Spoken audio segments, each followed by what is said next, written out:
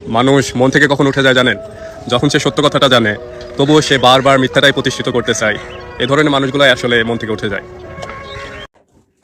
স্মৃতি আপু কোথায়? আপনাদের স্মৃতি আপু মেবি ঢাকায়। কথা হয়নি আমার সাথে অনেকদিনই। শাওনি মৃত্যুর দিন কথা হয়েছিল, তো আমি ছাড়িয়ে দিয়েছিলাম আর কি, যে কেন ভিডিও করছে তাই। কারণ ওই সময় আমরা ওকে শাওনের ডেড বডিটা নিয়ে অ্যাম্বুলেন্সে করে রাস্তায় ছিলাম। ফ্রিজের মধ্যে ওর হচ্ছে ঘেমে যাচ্ছিল, ফ্রিজটা বারবার তো ঘেমে যাচ্ছিল, ফ্রিজের গ্লাস ওটা মুছে মুছে বারবার ফেস দেখছিলাম, কাছে বসেছিলাম সবাই। তো ওই মুহূর্তে আসলে ওর কিছু ভিডিও আসছিল যে ক্লিয়ার করতে আর কি, হয়তো সবাই ভাবছে ওদের গ্রুপে কে যেন মারা গেছে। তো ওই সময় আমি হচ্ছে ভিডিও মানে ভয়েস দিয়ে ও শুধু রুট ভাষায়, কারণ ওই সময় আমার স্বাভাবিক ভাষা বের হচ্ছিল না, রুট ভাষায় ভয়েস দিয়েছিলাম যে তুমি কেন এই ভিডিও করছো, ভিউয়ের জন্য কিনা। কিন্তু ও বুঝে নাই, ও বুঝেছে আমি তাকে হয়তো তারপর রাগ করে না। আমি ওকেও বলেছি, শিমুল ভাইয়াদেরকে বলেছি যে বাগমারা ব্লগ বাগমারা ওদেরকেও ভয়েসে দিয়েছি, আপনারা এই সময় ভিডিও করেন কেন, কি দরকার ভিডিও। আমি দেখছিলাম বলতে রাত কি জানি কারণে ফেসবুকে ঢুকছে, টিকটকে ঢুকছে, তখন একটা আসছিল। আমি সেদিন থেকে ফোনই টাচ করি নাই, ফোনের ভিতরে ঢুকি নাই। তো ওই কারণে ওই সেদিনই কথা হয়েছে, পরে আর কথা হয়নি। পরে তো ফেসবুকে দেখতেছি। আমার এই সময় যাদের যাদের আমার পাশে থাকা দরকার আমি কাউকে পাইনি, কাউকে না, সিঙ্গেল একটা মানুষও না, কেউ না। আমি আর রাত একা নিজেদেরকে সামলাইছি। স্মৃতি তোমাকে খুঁজে অনেক কথা বলে, বলো কাকু, ও ভালো থাকুক, ওর ভালোর জন্য সারা জীবন চেয়েছে। ও যখন ওর সাথে যখন পরিচয় হয় তখন আমি চেয়েছি ভালো থাকুক। ও যখন সাকসেস হতে পারতেছে আর লাইফে তখন আমি চেয়েছি ভালো থাকুক। ও যখন জীবনে হচ্ছে ভালোবাসা মানুষ পেয়েছে তখন আমি খুব খুশি ছিলাম। এখন খুশি, ওরা ভালো থাকুক, আলহামদুলিল্লাহ। আমার কোনো অভিযোগ নেই এইসব নিয়ে। যেমন চাই আম্মু, আমার গরম লাগছে। এই ড্রাগনটা খাবো? আপু আমি এমন কেন হয়েছেন? এই ড্রাগনটা খাবো? খাও বাবা, যাও। কি করে খাবো? খালামানি বলো খেতে দেবেন, যাও। একটা ছিলি একা একা। সামনে পরিবারের পাশে থাকবেন ইনশাআল্লাহ আপু। আমি তো আজকে আসলাম, 3 দিন ছিলাম মায়ের চাচির কাছে, আজকে আসলাম। মা গোটাতে খাই? গোটাই খাও, যাও না, তুমি আরো খাও। আর তো নাই। আচ্ছা যাও, এটা কেটে নাও, বাবার কাছে যাও।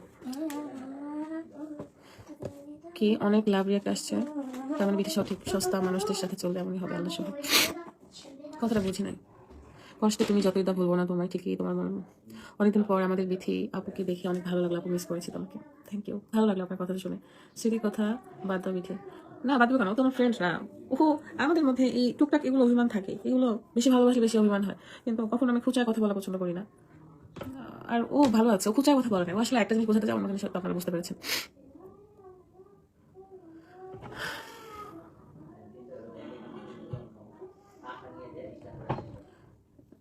তোমার চেহারা অনেক খারাপ করছে, নিজের যত্ন নেন। বাইক শাওনের জন্য দোয়া করবেন সবাই ইনশাল্লাহ। আমি একটা কথা বলবো, আপনি আসলে একটা মানুষ চিনতে ভুল করছেন। মানুষ চিনতে ভুল করছেন, এটা হচ্ছে বড় কথা। এটা আসলে সবার জীবনে আপু, মানুষ আগেও চিনতে ভুল করেছি, বর্তমানেও চিনতে ভুল করি, যত দিন যায় যত মানুষের সাথে মিশি ততই মানুষ চিনতে ভুল করি। তো ভুল মানুষদের সাথেই জীবনযাপন, কিন্তু মাঝে মাঝে ভুল মানুষের সাথেই শান্তি লাগে থাকতে, বুঝেছেন? যদি সব সিদ্ধান্তই সব মানুষই যদি সঠিক হইতো তাহলে তো মানুষের দুঃখ থাকতো না। আপু আপনার সিয়াম ভাইটা কই গেছে? সামনে ছোট ভাইয়ের নাম সিয়াম, আর আমার যে ভাইয়ের কথা বলছে নিমাপুর ভাইয়ের নাম সিয়াম। যদি সিয়ামের কথা বলেন, ও তো বিয়ে, সামনে আপনারা বিয়ের বড় একটা প্রোগ্রাম দেখতে পারবেন ইনশাল্লাহ। আসসালামু আলাইকুম আপু, কেমন আছেন? মরণ মানুষের জন্য, হ্যাঁ এটাই, সে আল্লাহর হাতে, যার মরণ যেখানে সে আছে সেখানে হবে। আপনার অনর্থক মনে দোষারোপ করেন, তবে যাক দোয়া করেন শুধু। তা তো অবশ্যই আপু, আমার ভিতরে এই গিল্টি ফিলটা সবসময় কাজ করে, এই মানে আমি কোনোদিন ওই শাস্তি থেকে মুক্তি পাবো না। শাওন টপিকে থাক, সে অনেক ভালো ছেলে, আল্লাহ জানবাসী করুক, সেটাই বলছি। এই টপিকে আমরা কথা না বলি, অনেক মিস করছি। আমরা কালকে থেকে ব্লগ দেবো ইনশাল্লাহ। রোকসানা আপু, সবার কমেন্ট করার চেষ্টা করছি। বর্ণাস ব্লগ, সত্যি আপু আমি আমার মতো, তুমি তোমার মতো খুব সহজে সবাইকে আপন ভেবে কেউ কষ্ট পাওয়া। আচ্ছা যাচ্ছি, থ্যাংক ইউ, দোয়া করবেন সবাই। স্মৃতির এই সময় আপনার পাশে থাকা উচিত ছিল, আর দুর্দিনে আপনি কিভাবে ছিলেন এটা দিয়েছি। আচ্ছা বাদ দেন, ও একটু ব্যস্ত ছিল, ও আসলে হচ্ছে কাজে আছে। হ্যাঁ বাদ দিচ্ছি, 10টা 41 বাজে।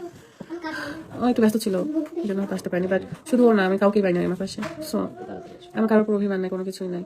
আমি এভাবে থাকতে চাই, একা একা, একা এসেছি, একাই বিদায় নিয়ে চলে যাবো। হ্যালো রে ভাই, ভালো লাগছে। আচ্ছা আসলে আপনার একটা কথা কি জানো, কানাকে পড়তে থাকবে না বই ভাই বলেন না গো শোনা, আপনারা দোয়া করেন সবার জন্য, দোয়া করেন। বরং এগুলো থেকে আপনারা শিক্ষা নেন যে যদি কখনো আপনি দেখতে না পান, কারো সাহায্যে, লাঠির সাহায্যে যদি চলাফেরা করেন, যখন চোখের দৃষ্টিশক্তি ফেরত পাবেন, ওই লাঠিটাকে ফেলে দিন না, যত্নে রেখে দিন। তার মানে কি জানেন, যখন আপনি কাউকে পথ দেখাবেন, সেই লাঠিটা যদি আপনি হন, না কথাটা বুঝা বলতে পারছি না, বুঝে নিন আপনারা। ও কানা অবস্থায়, অন্ধ অবস্থায় আমরা যে লাঠির উপর ভর করে চলি, চোখের দৃষ্টিশক্তি ফিরে আসলে সেই লাঠিটাকে সবার আগে বাদ দেয়। তো বিষয়টা এরকম, সেই লাঠিটাকে আমরা ফেলে না দেয়, আগলে রাখি।